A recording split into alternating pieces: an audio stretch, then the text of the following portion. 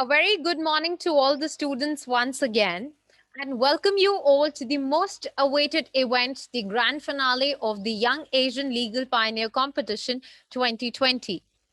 We, the youth, can do it all. We, the youth, can change it all. As quoted by Sir Martin Luther King, never doubt that a small group of thoughtful, committed people can change the world. Indeed, it is the only thing that ever has. And we believe that when it comes to the youth of the nation, they are the change makers, they are the transformers. As a step towards making the legal service benefit the poor and deprived, Asian Law College has taken active interest in creating awareness among masses about the rights of citizens and also in providing legal aid to the needy through formation of legal aid society. We at Asian Law College always believe that the legal professionals who work with an ethical mindset have the idea of justice well ingrained in their thought process, and such legal professionals are willing to go the extra mile to ensure that all the procedures are implemented in the correct manner. The mission of the Legal Aid Society at Asian Law College is to provide free and fair justice and bring awareness of law in the society without any discrimination on the ground of caste, gender, education, and religion. The guiding force behind the formation of the Legal Aid Society of Asian Law College is to promote the collective growth and development of all individuals. With this very noble thought in mind, Asian Law College hosted the Young Asian Legal Pioneer Challenge Competition 2020. This competition was an opportunity for you legal pioneers to share your acumen in devising a workable plan for the betterment of society. The students were expected to present their ideas as to what kind of change for betterment would they like to bring in the society as a legal professional. The moment we announced this competition, we started getting a lot of queries, registrations, write ups, and inputs from all of you, which clearly reflects the quality and attitude of this bundle of talent that we have amongst us today. It also highlights the inclination and sensitivity of our students towards society and its needs. The event began a couple of months back with students putting in their efforts to come up with their ideas for bringing about a change in the society. Thereafter, all the students presented their ideas in virtual mode in front of experts at Asian Law College who scrutinized their social change plans in detail. As announced earlier, the most awaited part, the winner of this grand event, would be surely a lucky one because he or she gets a chance and shall be a proud owner of an Apple tablet. And dear students, last but not the least, the winner of today's event will also get an interview coverage in Noida Radio. He or she will be awarded a glittering trophy and a certificate for the same as well. Though the winner would be one, but I would like to congratulate each one of you for your exemplary performance and participation with which you presented your ideas. And believe me, shortlisting from this huge pool of ideas that we had was a very, very difficult task because each and every entry had such a noble thought in their mind, and we saw so much of conviction in your eyes when you presented your ideas. Our guest today is again an example of willingness. As all of you had such noble ideas across with high aspirations and showcased your vision on the change within our society and the needs of society, we thought that for the grand finale, we should have somebody who shares the same vision as you do. Our guest today is a very, very strong example of willingness to change and develop. She is none other than Mr. Prajita Amar, founder, Sexual Harassment Legal Compliance Advisory. Mr. Prajita Amar is an advocate and founder of SHLC Sexual Harassment Law Compliance Advisory. She is a certified sexual harassment and workplace diversity advisor. She is the recipient of the Exceptional Woman of Excellence Award by Women Economic Forum in 2019. SHLC provides documentation, consultation, and advisory services to organizations assisting them in complying with sexual harassment laws.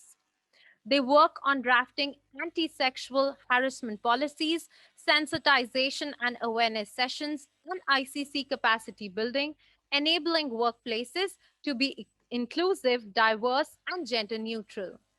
They advise organizations on creating safe workplaces. Ms. Aprajita has designed and conducted training, sensitization, and awareness workshops for employees, supervisors, and senior management. She is an external member of several organizations. She has also designed and conducted capacity building and strengthening programs for internal complaints committee members. She was a legal development program member for strengthening road safety in India, organized by Bloomberg Initiative and the World Health Organization on global road safety, and has attended workshops held in Beijing and Geneva. She is a graduate from Amity Law School, Delhi, and has previously worked as a law researcher with Honorable Justice Geeta Mittal at the Delhi High Court. Ms. Aprajita has researched extensively on women empowerment laws. She has deposed before the Parliamentary Standing Committee on the Surrogacy Regulation Bill 2016. She has co-authored several papers such as the Emerging Laws Relating Surrogacy, A Procreational Right for Single Parent, Transgenders and Foreigners, published on the SCC online blog. She's also presented a paper at the conference on statelessness and citizenship organized by Center for Statelessness and Refugee Studies on Surrogacy Law. Mr. Prajita has also authored and presented a research paper at the National Conference on Indian Society and Emerging Social Issues, Need for Recognition of Marital Rape in India, at Rajiv Gandhi National University of Law, which was been published in the book Contemporary India and Gender. She has authored papers such as Accident Information Report, The Importance and Need, published on Live Law. We are truly delighted to host you, ma'am, and with a very warm heart, we welcome you to Asian Law College. I would request you to please share your journey with us. Thank you, Garima, for that lovely introduction. It's a pleasure to be here today. Good morning to everyone present here today. I would like to start with a quote from Ruth Bader Ginsburg. A gender line helps to keep women not on a pedestal, but in a cage. The topic of women rights and gender equality is very, very expansive, and it has several segments which call for awareness, debate, discussion. And I would specifically like to talk about the need for safe workplaces vis-a-vis women rights in safe workplaces. The participation of Indian women in the workforce has been abysmal, and now that it's growing, there's a very important need to understand how safe are these workplaces for women. It's been an ongoing dynamic effort for a very long time now, and the judgment in 1997 of the Vishakha guidelines has played a very, very important role in making it making organizations aware about sexual harassment at workplaces. Post the Vishakha guidelines in 2013, the Sexual Harassment of Women at Workplace Act has come into being, which has mandated all organizations across sectors to set in place certain compliances, certain obligations so that workplaces can be safe. After graduating from law, I had a chance to work as a law researcher and practice in litigation. And while I was doing all of that, I had a chance to really see how there were a lot of gaps in the implementation of the POSH Act because there was not enough information and awareness regarding this law. When we put in a legislation, when a law comes into being, it's very important that we also have mechanisms that this law is something which people understand, that they're able to implement, that they're able to understand how to move around with it. And that was one of the objectives with which we started an organization called SHLC to help employers implement these mandatory duties for them. One of the important parts which we have really focused on is to also help employers understand what are the certain myths which are around this law. Several times the question comes up with respect to what if we have all male employees in an organization? Do we still need to be POSH compliant? What if we are a safe organization and we don't have any sexual harassment complaints coming in an organization? Do we still need to follow these compliances? And so on. So one of the first and most important steps that we had to undertake was to help understand what are the different myths which exist in the workplaces regarding sexual harassment, regarding the law, and try to bust those myths. So to start with, I think I would like to just give everyone a brief about what is this law, what are some of the important mandatory compliances which are required under this law. So the POSH Act is called the Sexual Harassment of Women at Workplace Prevention, Prohibition and Redressal Act. It imposes on all organizations certain mandatory responsibilities, obligations of sorts, and they can be broadly classified into two categories: preventive categories and redressal categories. So preventive obligations basically refer to the important obligation of an employer to create a safe place in a workplace. It talks about the need for a mandatory need for a sexual harassment policy in every organization, mandatory awareness and sensitization sessions for employees across levels. So when we say employees across levels, that means your clerical staff, your employees who are on a junior level, senior management, supervisors, everyone across, your stakeholders, your consultants, your interns, everyone. And awareness sensitizations for people in all of these categories. Displaying posters, notices, helping people understand beyond the awareness sessions what is sexual harassment, what can they do if they are sexually harassed, and so on.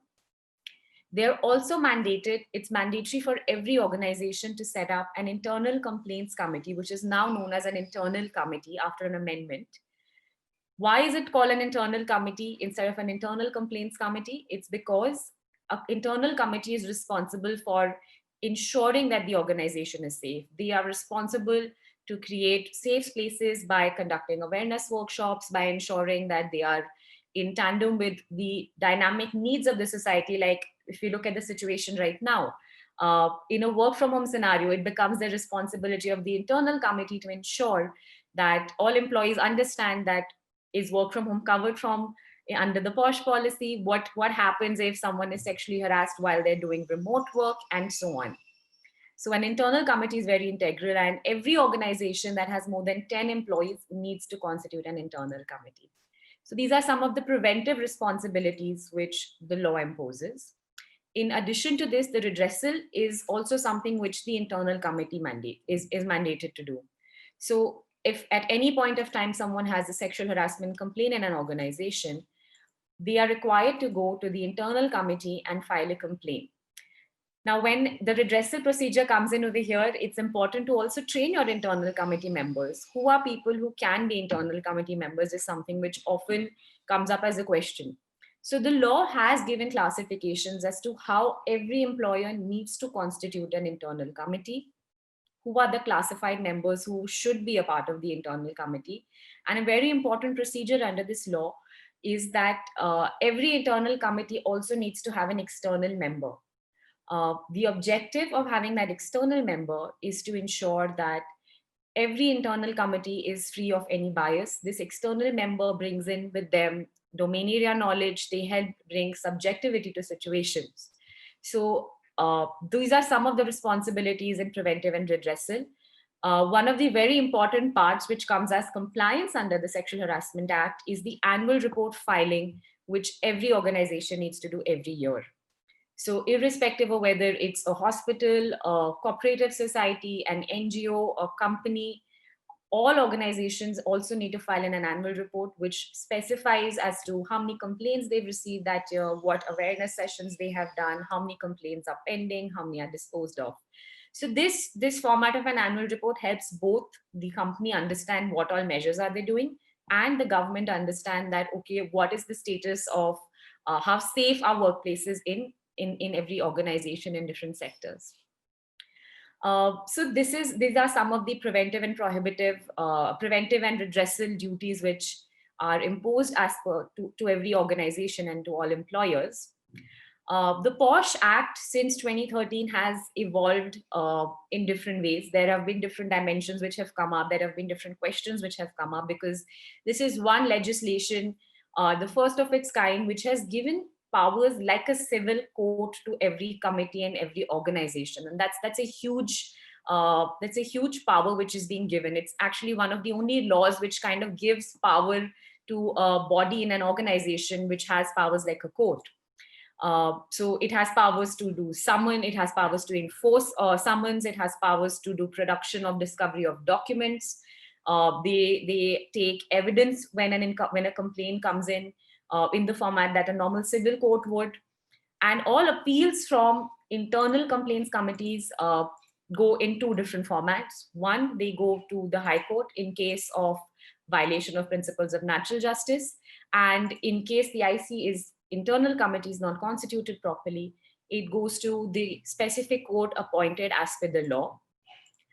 So you can imagine if in your organization, if in an organization a POSH complaint comes in and the internal committee gives a decision that okay, sexual harassment happened or it didn't happen or these were the circumstances, and if an appeal is to ever be filed, that goes directly to the High Court. So that's a lot of responsibility on an internal committee. So the law is a very, very unique law, and it has evolved over the past few years. There are various new dimensions to it. I'd like to mention a few of the case laws which I personally feel have definitely played a role in it, and these are just some of them. There was the famous case of Medha Kotwal versus Union of India, where the court held that the Vishakha guidelines, the POSH Act, are not just to be something which have to be followed in paper, they have to be followed in spirit. So when you do awareness workshops, when you're engaging with employees, you have to help them really understand what is sexual harassment, what makes a behavior inappropriate, and why is it important that we do take care as to when we cross the boundary, why we should not do that, why we should not make people uncomfortable. Uh, Another very important case law is the case of Jahid Ali versus Union of India, where the court considered sexually colored messages over mobile phones, over texts, as part of the definition of sexual harassment under the sexual harassment laws. So any kind of inappropriate messages shared on your phone, any kind of social media interaction, that also is covered under the POSH law. Another very interesting one, these are some examples of how you follow it, what could be sexual harassment. A very important case law is the case of Linda Eastwood versus Union of India, where the proceedings of the internal committee were vitiated because the members, the way the internal committee was formed was not valid. So that is also a very important point to understand, that it cannot be in law. The law does recognize the fact that just setting up of a committee is not enough. It needs to be set up in compliance with the format of setting up of the committee. So you need to have a qualified external member, you need to have a presiding officer who is a woman chairperson, and your internal committee needs to be 50% comprising of women. A very important question and a very important point which often comes up when talking about internal committee constitution. Should we have all females in an internal committee? Because the act is regarding sexual harassment of women at workplace. So the law mandates 50%, but should we keep all females? Should we have a mix of genders on the internal committee? So this again is something which we need to understand, that when a complaint comes to a committee, you have people of all genders involved in the complaint. So it's very important that when an internal committee is doing an investigation, it has people representative of different genders as well. So the law mandates 50% as women because we do come from an understanding there that it's important for all genders to be represented on the committee. Another very important case which comes to my mind is the case of LS Sibbu versus Air India, where the court laid down that the internal committee, when conducting investigations, must also follow principles of natural justice. So we all know maybe brief ideas of principles of natural justice. My understanding is we have students from different batches of law, so everyone will have a different understanding of it. But principles of natural justice are a very important part of internal committee proceedings. And they can be anything as small as, and all principles of natural justice are important, but it could be something uh, as integral as ensuring that both the parties, the complainant and the respondent, get a chance to present their side of the story. Ensuring that if one of the parties is not comfortable giving their statements in the presence of the other, so if the complainant, while explaining what has happened, is not comfortable that the respondent should be there in person, she can request that the respondent be asked to step out and only give her testimony in front of the internal committee, which is also a very important part of it. So principles of natural justice are something which cannot be one rule fits all kind of a situation, even in cases of internal committee inquiries. And this case recognizes that. So this is also very important because the law has given us a framework that this is how you do an inquiry, but the specifics of it for organizations sometimes get a little confusing. And that is somewhere where we come in, where advocates, where lawyers, where posh practitioners come in and help organizations understand in gray areas what are the procedures which should be done, what are the steps that should be followed, basis different judgments, basis different applications of law, and so on. I would also like to share with you some of the challenges which come up when implementing the POSH Act. The law mandates that every organization should have an internal committee at every unit, at every branch. So if an organization has 5 branches and each of them have 50 employees or 40 employees in each of them, they need to have an internal committee for each of those branches, because an employee needs to be comfortable to go up to file an internal committee, and that can only happen if it's with people within my organization. So sometimes for employers that becomes a challenge. Sometimes you have all male employees, or the number of female employees in an organization is not enough that you can select people for an internal committee. Or maybe they have members or employees who are not in a category for who are senior enough to be appointed as a chairperson for an internal committee. That also highlights a much deeper issue, that women representation in workforces is still very abysmal. You don't have enough women employees. If a challenge and implementation of an act is coming across that you don't have enough women employees to put them on a committee, that somewhere really highlights an important point which should be considered. So this is one of the challenges which employers face, and the law somewhere also recognizes that challenge. So they give the employer the option that you can have a person, a female representative for the committee from a sister organization. So that's one of the ways that the committees get constituted, how the employer limitation gets rectified. There is also a confusion which comes in with regards to third parties involved in cases of sexual harassment. Employers in today's time, the POSH Act is the applicability of it gets a little complicated, because you are not just in a workplace, you're not just talking to yourself, to your exact colleagues. You are in interaction with people across structures. You would have a PR team, you would have a social media team, you would have consultants, you would have freelancers, you would have interns in different capacities. And the POSH Act is even applicable to them. So a lot of times employers face challenges in situations of how do you deal with sexual harassment complaints when they're coming in from third parties? How do you enforce their attendance? So if one of the company employees is being sexually harassed by an external consultant, how does the organization take a complaint of that and enforce attendance of that respondent who's not part of your payroll? How do you enforce that attendance? So a lot of times trainings are required to help internal committee members understand the powers that they have, that they can summon these third parties. And that's also a very important challenge, which sometimes is something which companies do face. So there's a lot which the law mandates in terms of awareness sessions, which should be done every year. But sometimes the efficacy of these awareness sessions is also something which comes up. There are a lot of myths about, can the POSH Act, does the POSH Act cover false complaints? Does it have enough procedures to ensure false complaints are not made? What about colleagues, male colleagues, what if they were feeling sexually harassed? Or what about situations where awareness sessions are done and the awareness sessions are done in a very gendered manner, where a certain gender is made to feel that, you know, you are the only perpetrators of sexual harassment and you have no rights whatsoever. So the efficacy of these awareness sessions is also something which comes up as a challenge.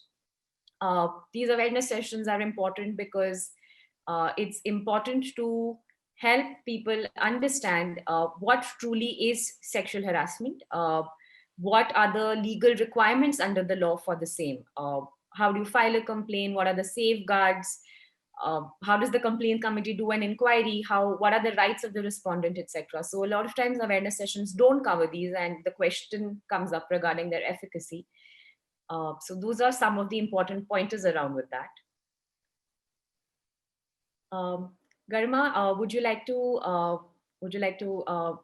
there any additional questions which you would like to, at this point of time, ask so that we can Yes. make it a little more interactive for students? Definitely, ma'am. We are receiving a lot of questions live as well. So, on behalf of the students, I'm going to moderate those questions. First of all, thank you so much for sharing such valuable information with our students, because our students have just started their legal careers with us 2 days back, and this is being part of their orientation program. So, they're very, very keen to know all these aspects. We received a lot of questions. The first question is that the Act prescribes the duty of spreading awareness and sensitization on the employers. Do you feel this is an ideal way of spreading knowledge and a way to refrain people from engaging in sexual harassment? Yeah, so I think the law comes in from a very important place and understanding over here that as a society, we've not had enough conversation around topics like this.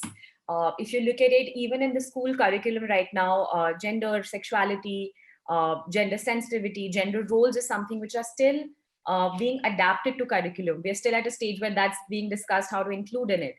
And if you want to tackle a problem like sexual harassment, understanding inappropriate behaviors, it's important to address it by creating dialogue and conversation around with it. And because it's in context of workplaces, a huge part of it becomes the employer duty because it's part of work culture. So organizations which make it part of work culture, it's much easier for them to have safer workplaces because at the end of the day, what happens is that women are, or any gender is coming into, any person is coming into a workplace with an assumption that this workplace is safe. So if anything inappropriate or uncomfortable happens in that space, then it becomes the responsibility of the person who's managing that space to kind of help you walk around with that, help you be safe in that space. So I feel that this is one of the important ways of tackling it. But of course, it is also a part of a larger conversation. So as a society, we all also need to become more sensitive towards these topics and be more open to dialogue around with it. Right. I think the more people talk about it, awareness automatically spreads. Another question related to this is that is there any provision of penalizing for false complaint against sexual harassment of women at workplace under this act? So the law, the legislators have drafted the law keeping in mind very important provisions. There are provisions for confidentiality, there are provisions for conciliation, and there are provisions for false complaints. So it very clearly mandates that the way an internal committee will do an inquiry to find out did sexual harassment happen or not, give a report, documenting, yes, it happened, these are the formats it happened in, this is what we recommend. The same way, if an internal committee believes when during an investigation that okay, there seems to be testimonies which are not matching, there is some inconsistency, or that this seems to be a false complaint, the committee can further investigate to understand is this a false complaint, and if there is evidence suggesting so, they have to record the same and also give recommendations against that. So there are provisions to safeguard people from filing false complaints, for prescribing punishment for it, just like it would be if there was a complaint of sexual harassment. And it becomes very important over here to also create more awareness on this, because this is one of the myths of the law, that there are not enough provisions. there's lack of awareness about these provisions and the enforceability of these provisions. Mhm. True. So, Mr. Prajita, something related to this again, that the act is very silent on protection of men against sexual harassment. So, can we say it is on a prejudice notion that only women can be a victim of sexual harassment at workplace? So this is actually a very common question which comes up. Mhm. Why is the act not gender neutral? And not just maybe for men and again the two binary gender roles that we understand, but why is it that not LGBTQI are covered under it? So I think it stems from the very fact that the law, the POSH Act, to a huge extent, has come in from a place of inspiration from the Vishakha guidelines to a certain extent, and it's more to tackle with the issue of how women have faced violence in all aspects of life, in domestic, personal, and in professional spaces. So it's not a law which came in, I think, with the intention that we are creating safe spaces or sexual harassment for all genders. It was that there is a lot of case violations. There's a lot of reported sexual assault, rape cases, and even if you look at the Vishakha guidelines instance, the case of Bhanbari Devi. So it draws inspiration from that, and for that reason, it only protects women. There have been several debates, several instances where the conversation has come up that maybe men should also be covered under the act. But over here, it imposes a very interesting point comes up, which is that a lot of organizations today, in extension of a POSH policy for women, also have a sexual harassment policy at workplaces for all other genders. So just the way you have a no discrimination policy for all genders, you have an equality policy for all genders. Sexual harassment policies for all genders is also something which is coming up in all organizations, and that's something which we have personally worked on. We'll help organizations draft these policies, create awareness on it. Uh, so it is something maybe should have been covered under the law, but the objective of the law was very, very, very clear: to ensure that women are safe at workplaces, and there's no bar or prohibition saying that you cannot have an alternative policy for other genders. The important point which comes up over here is that when an employer or when any organization is communicating these policies, if you're implementing these policies, to communicate, share those policies with equal determination. So it doesn't come across, or it's not with an intention that this policy is just there for being there. And I think that that's a huge part of the work culture which every organization builds for itself. So it comes down to the employer's will on how they want to implement it. Very true. We have amongst us a student who's recently joined, or she's starting her legal career with us, Cynthia. Cynthia, can you please come live? Enable your camera.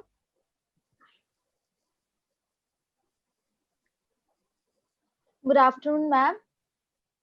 Hi, Today, Cynthia. my question for you is, what do you think about the liberation of women in social life? Thank you, Cynthia, for asking that question. Uh, I think that question has so many different ways to be answered, right? It's a very important point. Uh, I think it's something which is slowly starting to happen. There are different instances, different examples which help us understand that that liberation is taking place. We are breaking away from those gendered norms. Women are present in different areas.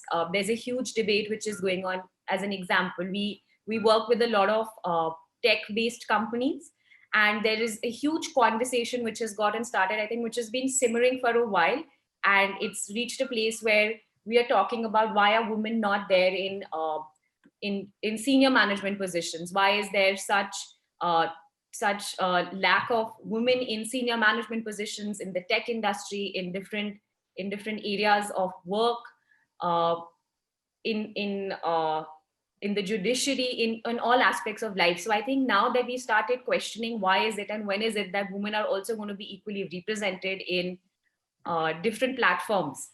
So like one example of this, I think, is that there have been some organizations which have been working on this effortlessly, and a very, very important aspect where we see this bias come in is in this lockdown, there have been so many webinars, there have been so many panel discussions. And if you look at it, uh, there have been a lot of panel discussions which have only comprised of male members. They are now being famously known as manels, right? Because all the panels only comprise of male members. There are maybe one or two women speakers or maybe no women speakers. Whereas we know that there are a lot of those areas, there are women women professionals who are doing great work in that area. So I think we're starting to reach that point where now that we're conversing about it, people are becoming aware of it. Like this was something which I think I also always felt, but never realized that this is something which uh, should be considered. You know, your panel discussions should have representation of all genders so that they can present their own viewpoints on it, because different genders do think differently. There are different points which come across the table on it. I hope that gives a little context as to the liberation and the different ways that it's happening in. It's not always in the most traditional formats, but it can start with something small as well. Probably, I think having you as a guest today and learning so much from you is a great example of liberation of women, that we as a community at Asian Law College always welcome something like this. I hope your answer was clear. Next, we have amongst us another student, Sakshi Pal. Ma'am, she also has a question for you. Sakshi, can you please enable your camera? Good afternoon, ma'am. This is a privilege to ask you a question. So, my question to you is, how many women have you helped? How many got justice and how many don't? What are the main reasons behind? Also, what changes are still required in our society for girls according to you? Thank you. Thank you, Sakshi, for asking that question. It's a privilege to have you guys ask us these questions. So I think I would not want to put any numbers across with it. We have worked with different organizations and conducted uh, awareness sessions, sensitization sessions, which I believe have empowered a lot of people. So I think the numbers would be in terms of awareness sessions would be significant to understand that people are more aware about their rights, right? I think the first step of the entire procedure is us knowing that we have these rights. Only then can we actually work around with them or know when they are being violated. So we've played a very important role in creating that awareness for organizations, helping employees understand what is sexual harassment, what is the difference between harassment and sexual harassment, helping them understand why they need to feel safe with an internal committee, help internal committee members understand that when someone reaches out to you, how do you address those questions, because we all have biases. So sometimes when those questions are asked or when you're in those situations, your biases tend to play out, especially in complaints of sexual harassment. Like some of the very common biases could be that this person is a family person and they could not have indulged in behavior like that, or I've known this person for very long and they've never had a complaint like that. So there are n number of myths which come in complaints with sexual harassment. So we've really worked on helping organizations, employees understand these myths and learn the importance of creating dialogues. So that's again something which boundaries, dialogue, something which they form the core of the entire conversation. So that's a huge part of it. In terms of moving forward, I think there's a lot which is being done and which will continue to evolve in different formats, especially for students. A very important point would be that there is the University Grants Prevention, Prohibition and Redressal of Sexual Harassment of Women Employees and Students in Higher Educational Regulations, which came out in 2015.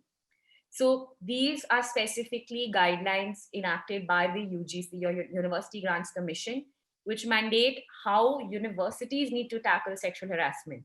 And previously we were talking about, how the POSH law somewhere doesn't cover different genders. These UGC guidelines are gender neutral. So the POSH Act was 2013 and these guidelines are 2015. So in that 2-year scope, for the regulations which have been imposed for the universities, these are gender neutral guidelines. So for students, irrespective of gender, sexual harassment can be addressed by the universities. And I think uh, these guidelines, when implemented, when understood, provide a huge context to actually understand the basis of it. And if students are actually made aware of it and we understand these procedures, the transition from college to workplaces becomes much easier. So, whenever we do workshops in organizations, there is always a specific customized workshop for students who are freshers or employees who are freshers, because some are coming from all girls colleges, some are coming from all girls schools, some are coming from all boys colleges or all boys schools. So interactions as to how you have them, what is professional etiquette accepted by the company, all of those also get evolved and important depending on organizations. So I think the youth plays a very important role in moving forward on this.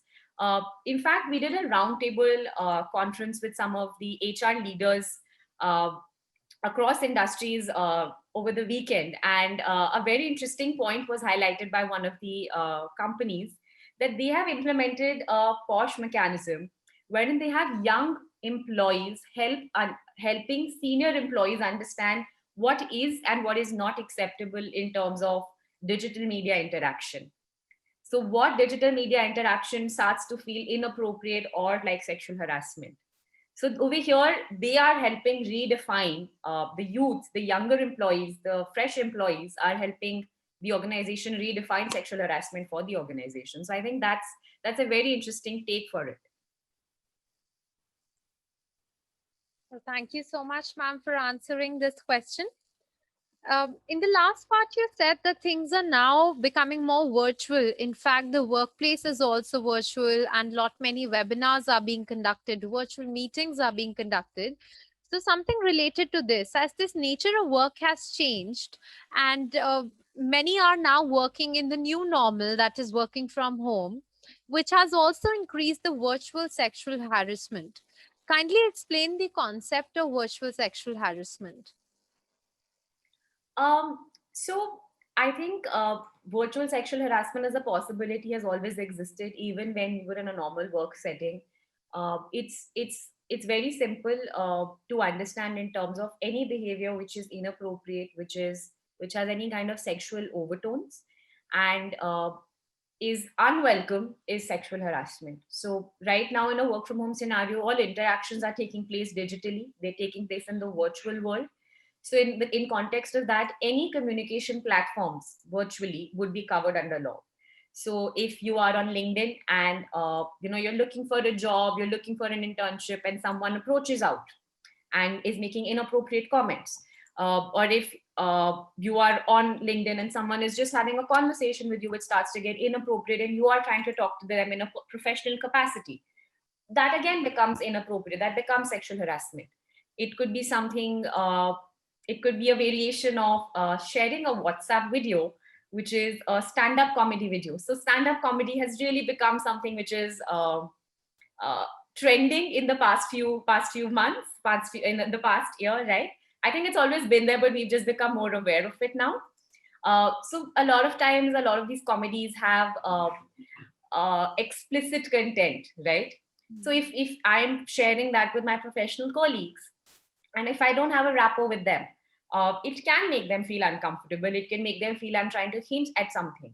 So any conversation which is happening on any of the digital media platforms, because right now meeting is not possible, that would be covered in your workspace as well, as long as you're speaking to someone who you know because of work, who you're reaching out to for work, and so on.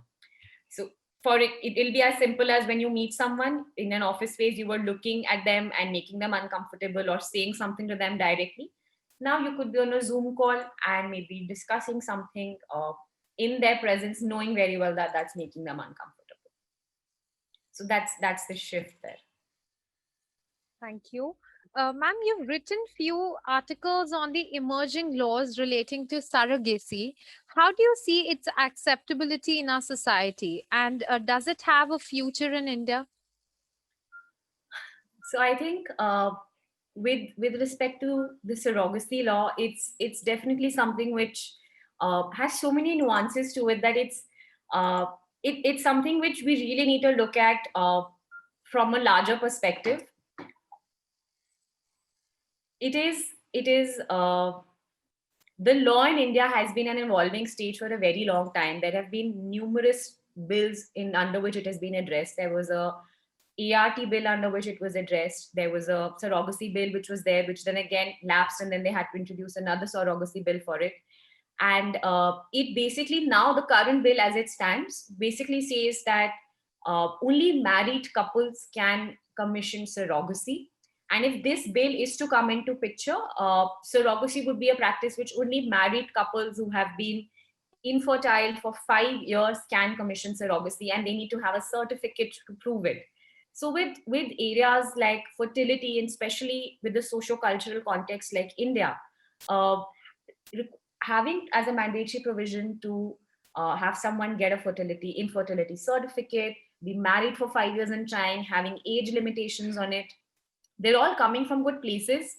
But this is something which if not regulated properly, will get pushed underground. And I think to a huge extent there were a lot of human right violations and reports which are also conducted over the past few years, which said that there are certain hubs like there's a hub in Gujarat which became like a surrogacy hub.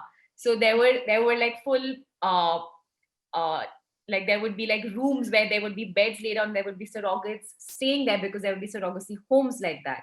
So a lot of it has gotten pushed underground. Every few months we do hear some celebrity having commissioned surrogacy, but for the larger public the area still remains gray.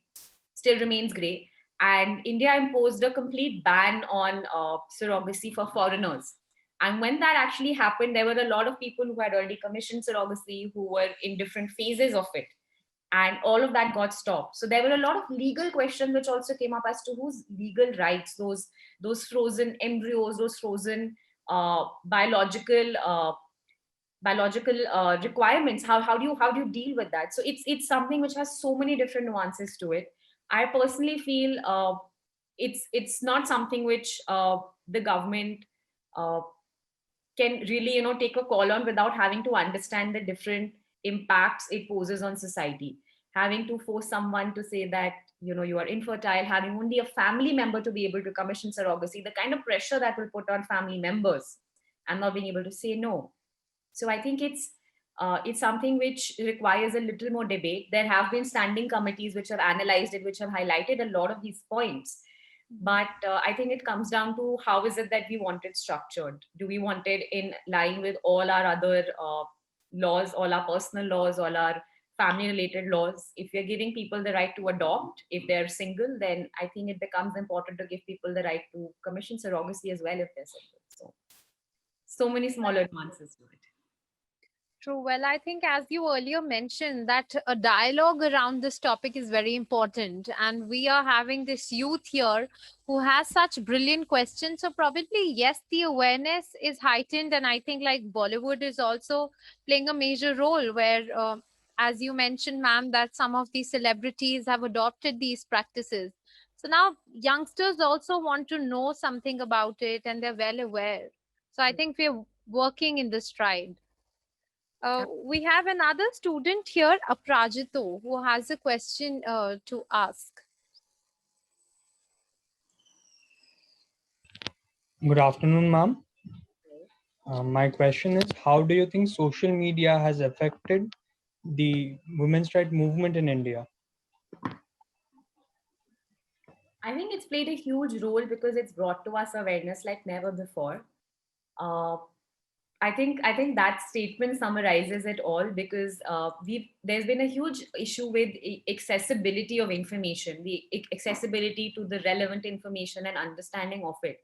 And there are some amazing organizations which are really actively working in this space, uh, in both formal and informal mechanisms. And social media in the format of all your YouTube subscriptions, your Instagram live webinars, Facebook live webinars, they've played a huge role in making this accessible to people. And breaking that barrier point of inaccessibility has, I think, started creating that dialogue. So they've played a huge role for it. Thank you, ma'am. Another question that has come up from a student is that, ma'am, as you are a member of legal development program towards road safety in India, can you please tell something about this program and what advice would you like to inform to all our students?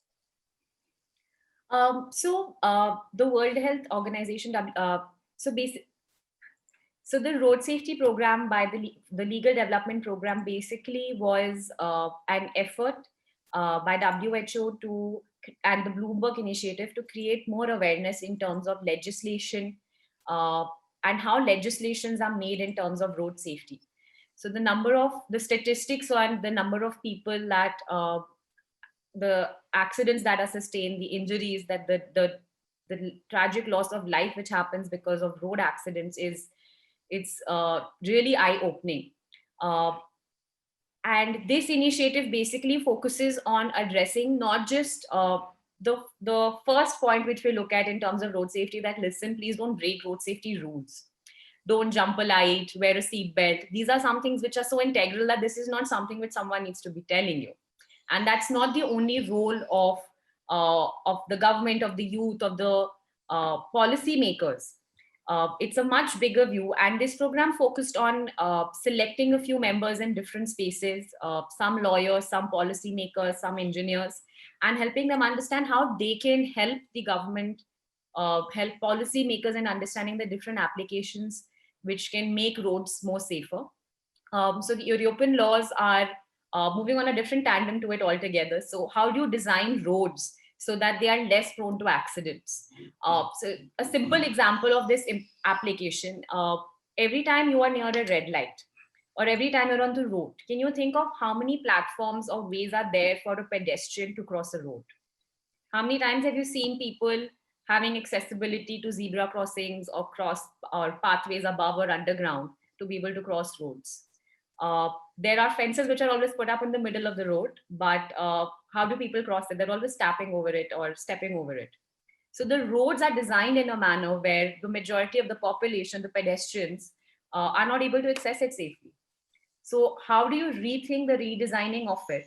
Not just in terms of engineering, but making it important in your roads, in terms of how roads are built. There are speed breakers across we know about. Did you guys know that there is a mandatory provision? There are regulation codes which say how big a speed breaker needs to be in width, in length, in breadth. How bumpy it needs to be. There are so many cases which come in where people are they're on a mobike and they're on a speed breaker and the bike falls or they get injured or they get back injuries, any variations of it, right? So these are guidelines which need to be framed keeping in mind why is no one following up on why are speed breakers being built without keeping in mind those considerations and so on. So there have also been courts, people have filed PIs and courts regarding the same. So this program primarily focused on understanding that road safety is not something which only happens by knowing that don't jump a red light, wear a seatbelt, but by understanding how do you make roads and infrastructure safer. I would request everyone, if you guys get a chance, please do read up a little bit about this because it's a very, very interesting area. And these guys are doing fantastic work on it. And they're always looking for more people to engage in conversation around with this. I'm sure our students will definitely read upon this. Ma'am, we have our last student, Anika Khare, who has a question to ask.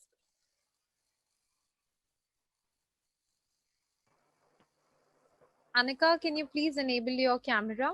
Yes. Good afternoon, ma'am. Hi. Am I audible? Yes. Thank you so much for giving me the opportunity to think on such an engrossing topic. You encourage many youth. So my question is, how will you differentiate women empowerment from feminism? Whenever I thought about women empowerment, feminism also comes into my mind first. So how will you differentiate, in your opinion? Anika, could you just repeat? Your voice broke in between, so I didn't catch the question. Okay, I repeat. How will you differentiate women empowerment from feminism? Okay. So I think it is important over here to understand that these are two different definitions. They have two different applications, but at the end of the day, there's a very important common point that they both share, and that is that uh, all that is necessary is to ensure that everyone has an equal space, equal safety, equal rights in all aspects of life. So it all comes down to equality, right? Sometimes you need to put in place certain measures to uplift certain sections of society who've not had a chance to, or who've not gotten all the equal opportunities.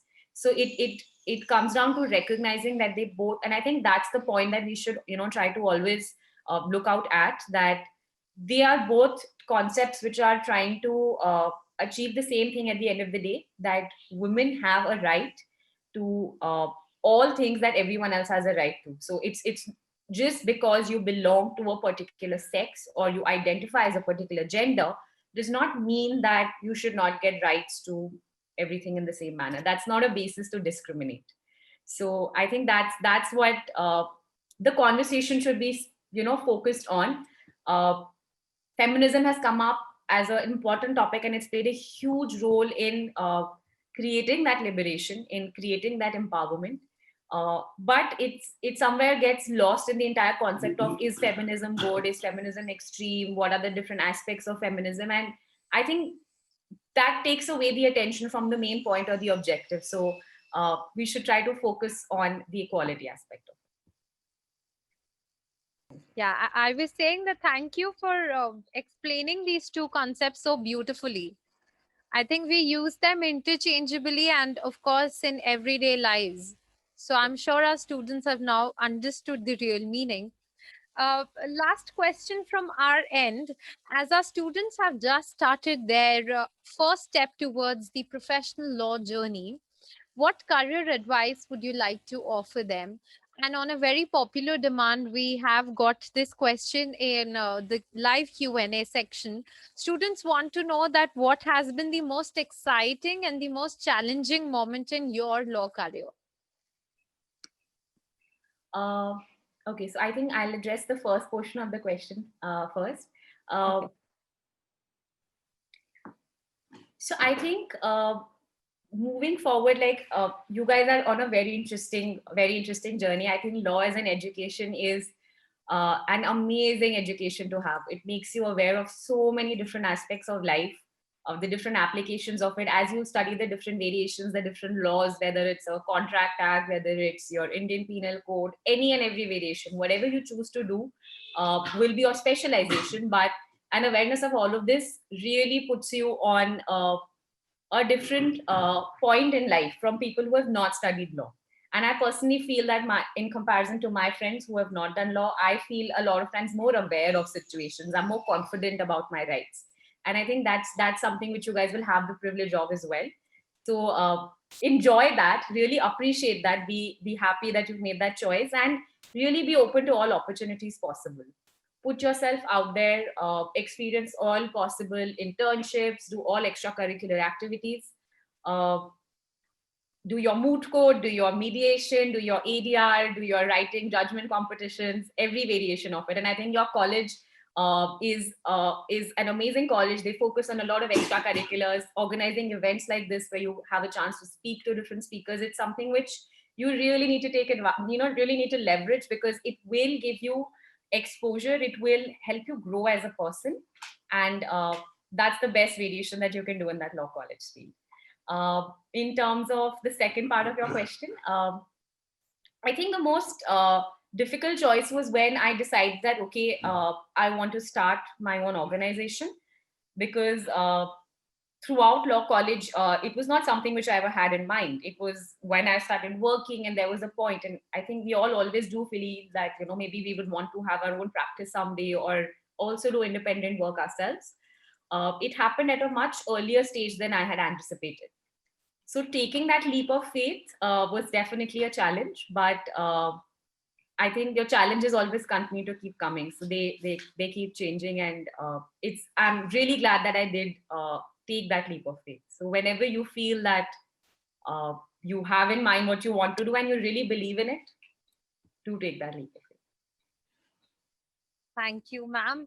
And I would say that now the moment has arrived, the moment I think we all have been waiting for.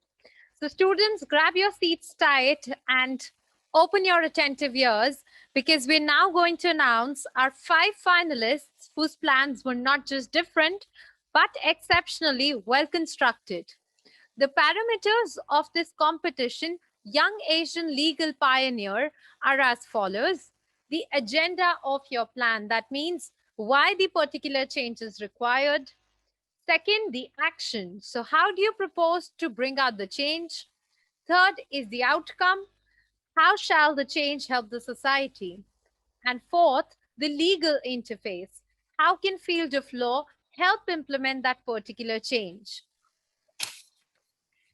We had over 160 odd entries that covered probably all the topics in the field of law, including child protection, empowering women, capital punishment, change in the education system, change in the existing reservation policy in India, menace of manual scavenging, importance of free legal aid, and so on. I must say, our internal panelists, as well as the external panelists, each one of us who's reviewed your plans has got commendable feedback because each plan had such noble idea and interpretation, and your sensitivity towards the society was clearly noticeable. Without taking a single second more, students, let me announce the 5 finalists one by one. The very first finalist for this competition is Aditi Khanka.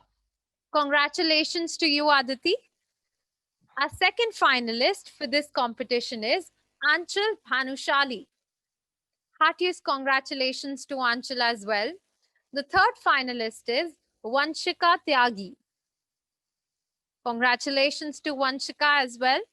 Fourth finalist is Megha Pant. Congratulations to you as well, Megha. And fifth one, last but not the least, is Dominic Joseph. Congratulations to all the 5 finalists. And now I'm going to brief the plans of these finalists to our guest of honor for her to decipher the best amongst all. Let us start with our first finalist of this competition, Aditi Khanka. As per Aditi, women-related issues are of utmost importance in a society like India. One of the critical aspects related to the women-related issues concerns about the trafficking of girls and young women that is more of inhumanity rather than a mere exploitation. She quotes NCRB that in 2014, about 76% of the people trafficked in India were females, with most of them were exploited on commercial sexual front. She mentions that it has been observed in many cases the people involved in trafficking of women folk usually happens to be her close relatives, and that it is nothing but a disgrace to the humanity. Some of the tools used to lure girls include fake marriage proposals or fake job offers.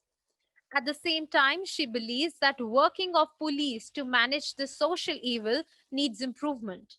As per her, quite a few times it has been found that the people involved in trafficking get away with it due to not just strict action on behalf of police, and that it is what she wants to improve upon. She says that in order to bring change in the society, one needs to bring change in oneself so as to influence the society. She is planning to work with an NGO during her summer internship while at Asian Law College with a focus on eradicating the meanness from the society. She would be happy to work with NGOs like Prajwala or Guria. She wants India to have better index as far as crime rate is concerned. We can say it is a noble idea. Can we have her brief video presentation, please? Very good morning, everyone. I am Aditi Khanka, a student of BA LLB first year. So, the agenda of today's activity is to confabulate about the things that we think is significantly required for the betterment of our society. Mainly focuses on the poor and the weaker section. So, I have chosen 2 very mainstream discourse or changes that I think needs to be in the spotlight. So, the first one is girls trafficking in India, which is more of inhumanity than just an exploitation. To a survey by Nash in 2014, 76% of the total people trafficked in India were women and girls. The next part, that is the action or the biggest question, how to bring out the change. If you want to bring out a change in a society, you have to be the change, because you and me are the society. Society is not a person. We make the society. So, next time, if you see anybody with that symptom or anyone in general who seems not normal, just go out to them and talk to them. You might save a life. Actually, she had sent a very comprehensive video which spoke about the relevant changes which she wants to bring about, as I described in the content brief summary. This was a little glimpse of her video that we're trying to showcase. I expect a feedback from you. Thank you, Garima, for that question. Thank you, Aditi, for addressing such an important topic. It's definitely something which is a huge menace, and it's being addressed. And there, I think no number of efforts till the time it's eradicated and it's stopped are enough for it. So it's definitely a very, very important aspect. I would love to understand more about what are the ways that you would want to address it. And I definitely feel working with important NGOs like Prajara will help you in understanding more perspectives around with it, so that you can also provide more legal assistance to maybe victims around with it, or organizations that are working on it in terms of if any additional cases need to be filed, or in any extension of that. So thank you for working on that topic. Thank you so much, ma'am, for your feedback. Our second finalist for this competition happens to be Anchal Bhanushali. She is very much concerned about one of the downtrodden sections of the society that is still involved in manual scavenging. As per her, the employment of manual scavengers to empty a certain type of dry toilet that requires manual daily emptying was prohibited in India in 1993. And the law was extended and clarified to include insanitary latrines, ditches, and pits later on in 2013. However, even in 2014, manual scavenging was quite prevalent in the states of Maharashtra, Gujarat, Madhya Pradesh, Uttar Pradesh, and Rajasthan. The Safai Karamchari Andolan, a movement that aims to end the manual scavenging, recently estimated that 1790 people died while manually cleaning sewers and septic tanks since 1993. The death toll in the last 2 years stands at about 221. These statistics, however, do not factor in the health issues which crop up when sanitation workers are more exposed to poisonous gases and skin diseases. She believes that manual scavenging is one of the worst violations of human rights. As per her, it has been 4 years in the Swachh Bharat mission, but not much has been done to save sanitation workers from risking their lives while cleaning sewers and septic tanks.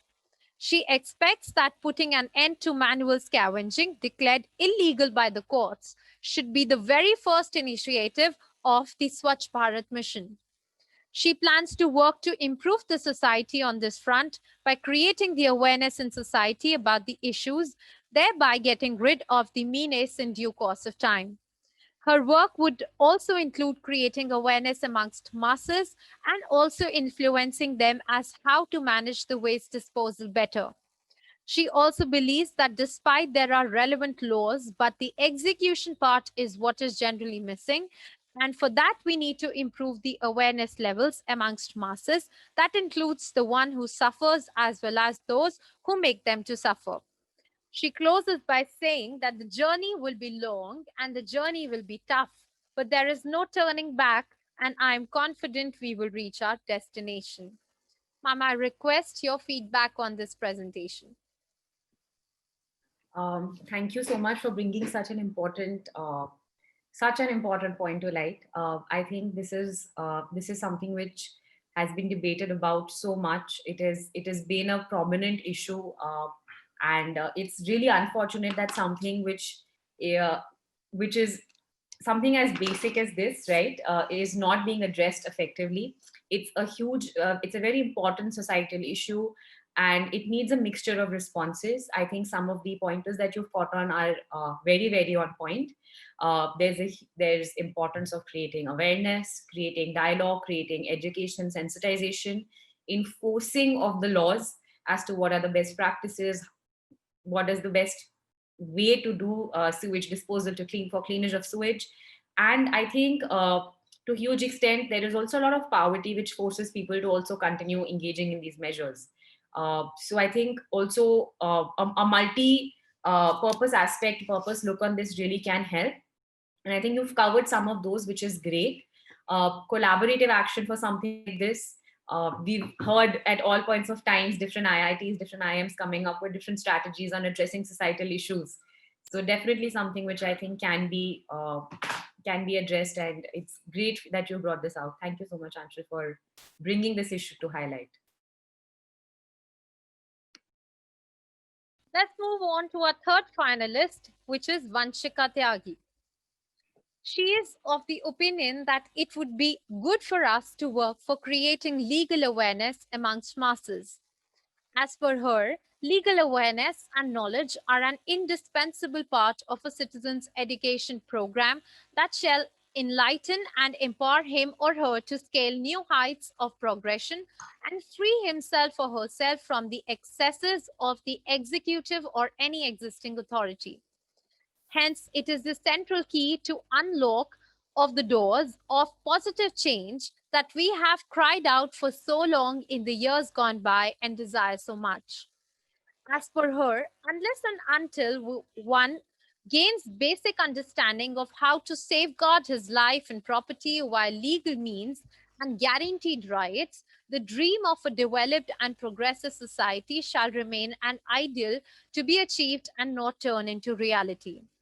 She quotes ex-Chief Justice of India, legal literacy is the core basis of the survival of our constitutional democracy, and our entire judicial setup functions on the presumption that all people are aware of their rights and are able to approach the concerned institution. She says that as a law student, she shall take oath to serve the nation with utmost efforts. She adds that nothing is impossible in this world. It could take time, but what matters is the consistency and persistence. Our honest efforts shall definitely bring the change in the society. Can we have a little video presentation?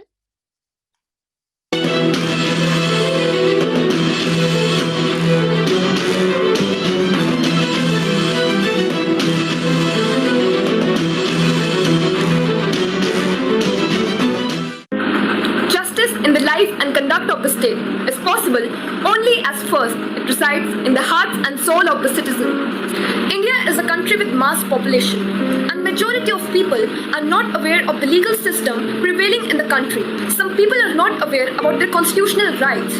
Some of them are not aware about the rights and entitlements under the law. And then there are some people living in rural areas, villages, tribes. They are not even aware about the word constitution. Free legal aid, as it exists today, mainly focuses on the right to be represented by a lawyer in a court, that the purpose of law is to regulate the conduct of the members of the society. If the people, the citizens of India, are unaware about what they can or cannot do, then whose conduct are we trying to regulate? Thus, it is pertinent to understand that basic education entailing mandatory legal education and awareness is the first step towards making India rise as a superpower nation in reality, which will not only metamorphose the lives of unruly but also bring a drastic change in the society in all avenues. I request your feedback on the same, ma'am. Thank you, Vanshika. I think this is, as a law student, this is a very important point that you have raised. For a speedy and for timely redressal, justice delayed is justice denied, right? So I can only seek justice when I know what my legal right is. And as a society, we are still struggling to help our most basic legal provisions, our most basic legal rights be known to the entire population. So it's definitely a very, very important aspect. And I think it's really great that you have brought this up. Uh, and I think that there are a lot of areas that can be worked on this in terms of legal aid. In terms of awareness, in terms of specific legal remedies. And this is not something which is focused especially on a gender, on a specific aspect of society. It could be for all, right? And again, I think like to quote back the same statement that justice delayed is justice denied, and that cannot happen if I don't know my legal rights. So it's a very important part. True, very well said, ma'am. Thank you for your feedback. Moving on to our fourth finalist for this competition, which is Megha Pant.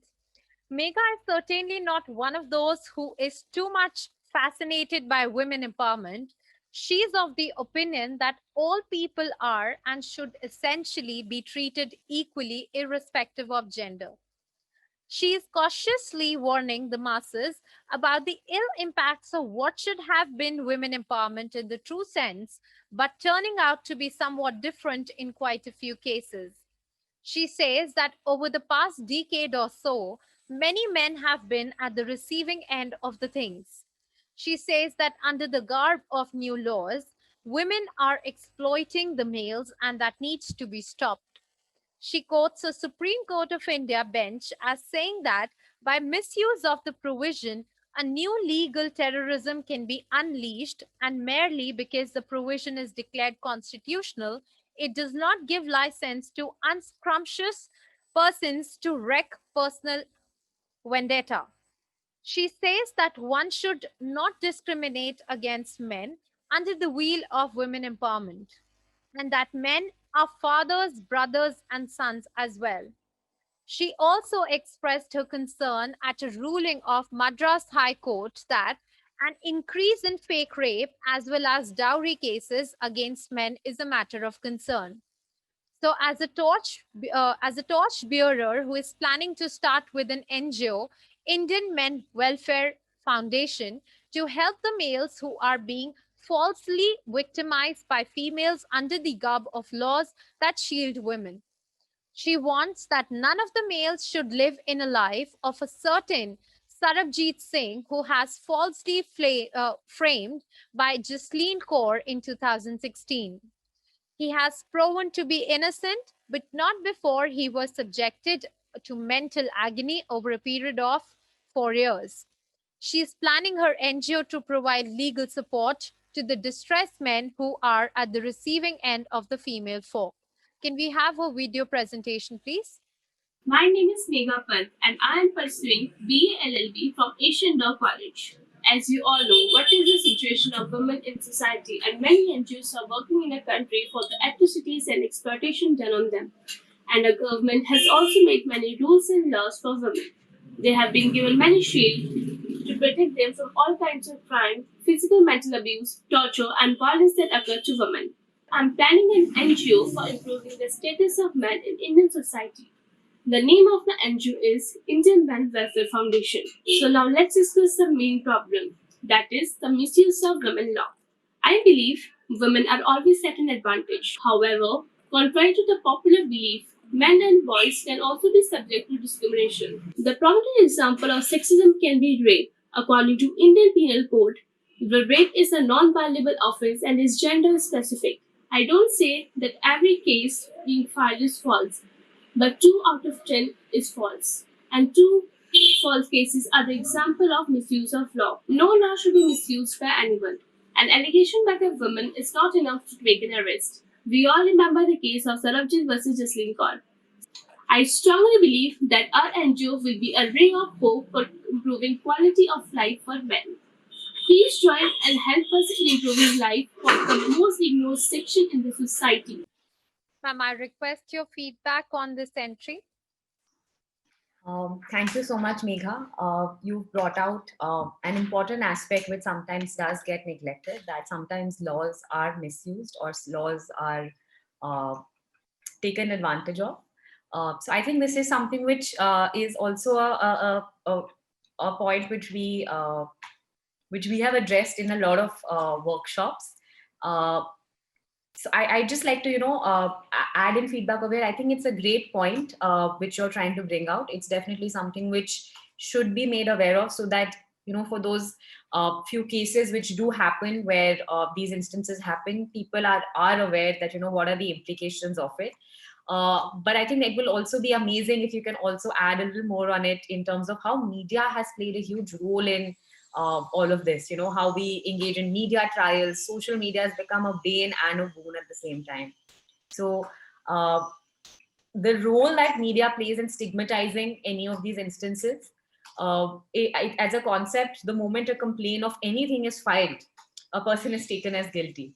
It's not till till proven guilty that as though that exists as a legal concept, but in implementation, the society doesn't take it like that. So I think awareness on that also can really help with addressing the larger issue over here, and it's a fantastic area which you're trying to bring attention on. Because when cases are misused with specific laws like these, they take away attention from the entire objective of that law being in place. So we need to try to protect the sanctity of that law as well. Thank you, Megha, for addressing this issue. Thank you, ma'am, for your valuable feedback. Last but not the least, the one who takes the last spot as one of the finalists of Young Asian Legal Pioneer Competition 2020 is Dominic Joseph. Dominic Joseph has chosen the topic child protection in India. As per him, child is considered as an important national asset of a nation, as the future of any nation depends on how its children mature and develop. In the present times, protection of children from all kinds of exploitation and abuses has become the main objective of our society. However, in many rural regions of the nation, we get to witness cases related to child harassment in the form of child labor, forceful marriage at quite an early age, domestic violence in the households, and lack of education, mainly amongst the younger females of the family, for which the situation turns out to be ugly and unfavorable in terms of basic human rights set by the Government of India. National Crime Record Bureau data reveals that a minor is sexually abused every 30 minutes in India. Indian children are often sexually abused by known persons, including their own family members, neighbors, staff at residential facilities. Just like rape, cases of sexual assault against children often go unreported due to a lifetime of the stigma associated with it. A government survey of over 12 lakh children across 13 states found that over 53% claimed to have been subjected to sexual abuse, which was severe in 20% of the cases. Child sexual assault isn't gender specific. Minus 50%, 57% of the victims were boys. He is of the opinion that we need to bring around a change by coming up with the online system for children to report child abuse or influence them to report it to police. He also believes that the role of parents is very critical. This relieves the taboo-driven secrecy behind sexuality and therefore also mitigates child sex abuse to a large extent. It also teaches children how their sexuality works so that they don't unknowingly harass others. He is planning for Bachpan Bachao Andolan, wherein it shall act as a central hub to provide the necessary space required for the smooth functioning of the legal aid cell and shall be responsible for all records, confidentiality, database management, discipline, and overall administration, coordination, and smooth management of the legal aid cell. Quite a noble idea, we must say. I request your feedback on the same, ma'am. Thank you, Dominic, for bringing up this topic. I think all the 5 shortlisted participants have addressed such important points. This is again a very, very important area, and it's also something which is very which comes up a lot in terms of our work with schools and colleges. And I think the two aspects that you've caught on to are very, very important. Yes, there is a need for easier management systems for filing of complaints, definitely there, and the role that parents play in this entire aspect. So to both the pointers that you've caught on to are very, very important, and I think that can really, really help in formulating, your strategy ahead. You're bang on the points over there. Uh, I think that's about it. I think you've got that point there. Thank you for choosing this topic and the idea of working on it in the format of a BBA Bachpan Bachao Andolan. That's fabulous. Thank you so much, ma'am, for your feedback. And I think now we're going to place you in the most difficult position of deciphering who the winner of this competition is. Ma'am, can you please do the honors? Garma, I would like to take 2 minutes to just go through this, and I'll take 2 minutes. I'm just going to join you back in 2 minutes for this to help you. Sure. You can disable your video meanwhile. Thank you. So students, I'm sure that you all know now how difficult you've made it for our guests to also decipher who the winner is. Let us all stay tuned, because within 2 minutes, we'll get to know who the winner of this competition is. Meanwhile, I would also like to take this opportunity to acknowledge the efforts put by each one of you, because understanding the zeal, understanding and looking at the kind of energy, hard work, determination, and creativity which you all have showcased, not just in devising a plan for social change, but also while you were expressing those plans and presenting those plans. The kind of professional videos you people have made, your presentations, your self-interviews, and the amount of research which has gone in these plans of social change, actually has raised the bar for this batch 2020, where we expect a lot more to come forward. And we expect that these plans should not just restrict to your presentations, PowerPoints, or videos, but should actually come into existence with the kind of knowledge which you're going to get at Asian Law College. Let's wait for another minute more, and our guest will be here with us back soon. I think few more seconds, and we're going to know who's going to take home the Apple tablet, this glittering trophy which is there in front of you, and a chance to be interviewed at Noida Radio. So students, as you've heard all these plans, meanwhile that our guest is deciphering, can we have your opinion on the Q&A? Who do you think will be the winner? Let's have a little poll. I think ma'am has joined us back. So ma'am, do we have the winner with us? Yes. Thank you so much, Garima, thank you so much, Asian Law College, for organizing this competition. I think it's such an important aspect, and having the law students do this is a very, very important part.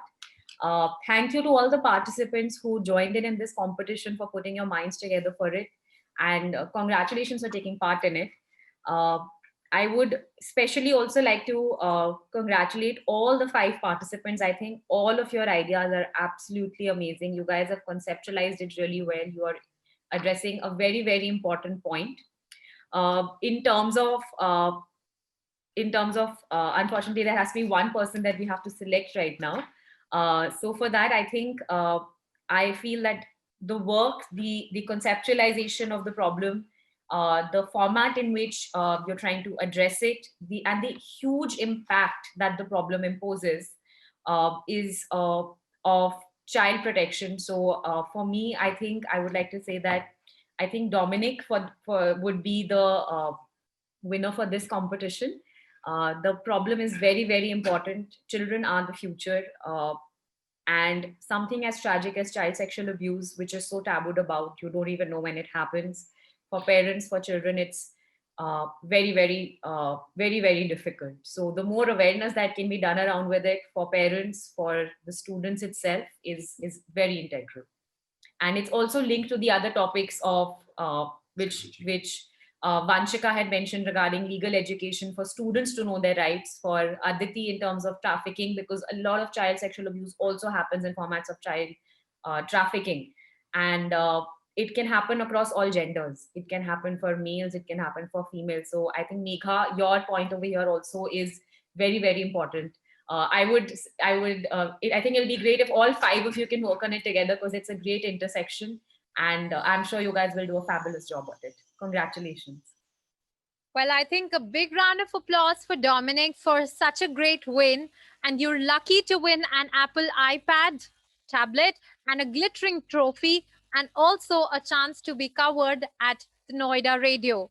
So, Dominic, if you're here with us, I would request you to say a few words. Dominic, are you connected with us today? So you can Yes, enable ma'am. your Yes, ma'am. camera. I'm connected. Yeah, I'm just enabling it.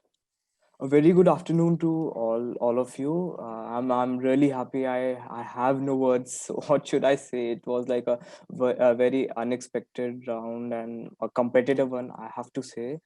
Uh, though I'm really delighted that I got the opportunity to participate in this Young Asian Pioneer competition and made it to the top 5 and then leading it. So that's it. Great, Dominic. It was a great win, we would say. I think that when we start believing in our ideas, the energies of the world come together and try to shape it all. So, dear students, it's a learning experience for all of us today. Always try and keep trying, and never forget to believe in yourself and your ideas. As the mission of the Legal Aid Society and Asian Law College is to help in providing free and fair justice and bring awareness of law in the society without any discrimination on the grounds of caste, sex, education, and religion. The guiding force behind the formation of the Legal Aid Society at Asian Law College is to promote the collective growth and development of all individuals. We conduct various such activities and competitions to give your ideas a shape and help the society in most noble ways. This Young Asian Legal Pioneer competition was merely a start, I must say, and I would also say that it was a great start. We look forward to hosting many more such events for you in future. All of you shall get a lot more opportunities to participate in a plethora of events over the next few years of your stay at Asian Law College. My heartiest thanks to our guest of honor, Ms. Aprajita Amar, for her time and gracious presence. And we would like to acknowledge your presence, ma'am, by presenting a memento. Can we have a memento, please? Thank you so much, ma'am, for sharing your knowledge, and we look forward to a very continued association with you. Thank you so much, Garima, for having us here. Thank you so much to Asian Law College for facilitating this competition, for having us here today. And again, congratulations to all the participants. And please do continue working on your ideas. It's going to really help. Thank you so much. If you guys have any queries, ever with regards to sexual harassment or anything else, you can reach out to us on our social media pages, and we'll be happy to help you guys. Thank you, guys. Thank you, ma'am, for connecting with us and being part of the Asian Law College and Asian Education Group's family. As life is an open book and a book full of tests, learning how to learn is your most valuable skill in the online world. On this note, I would like to close the event with all the best and success to all of you. Thank you and keep growing.